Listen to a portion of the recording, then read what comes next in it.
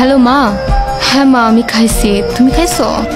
মা আমার জন্য তোমরা তো টেনশন করো না তো, আমি ভালো আছি। মা আমি কাঁদবো কেন? আমার ঠান্ডা লাগছে তাই গলাটা একটু বসে গেছে। আচ্ছা মা, সাবধানে থাকো। বাবা মা আমাদের জন্য কত চিন্তা করে না জানো। মা না আজকে খুব কাঁদতেছিল, বাবাও কাঁদতেছিল। আমি যে নাই, মা তো বিশ্বাসই করতে চায় না। আর আগে তাদের সাথে কত খারাপ ব্যবহার করে ফেলতাম, তাদেরকে অনেক কষ্ট দিয়ে ফেলছি না। খাবার টেবিলে খাবার দিকে মনোযোগ দাও, সারাদিন খালি ফোন। কাজ করতেছি বাবা, খাইতেছি, সমস্যা নেই। সমস্যা নেই মানে কি? মানে খাওয়ার টেবিলে বসে মোবাইলে তো কাজ করতে হবে কেন? ওটা তুমি বুঝবা না মা। শোন বাবা, আমরাও তোর এই সময়টা পার করে আসছি। সেম ডায়লগটা অলওয়েজ কেন দাও বাবা, বলো তো? শোনো, তোমার আর আমার জেনারেশনের মধ্যেই না অনেক বড় একটা ডিফারেন্স আছে। সো যেটা বুঝো না ওইটা কেন বলো?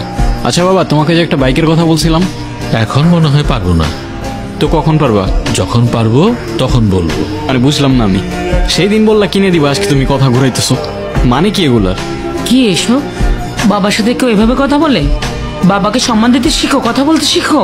অসম্মান করার মতো কিছু তো বলি নেই মা। ফ্যামিলির কোনো খোঁজ খবর রাখিস?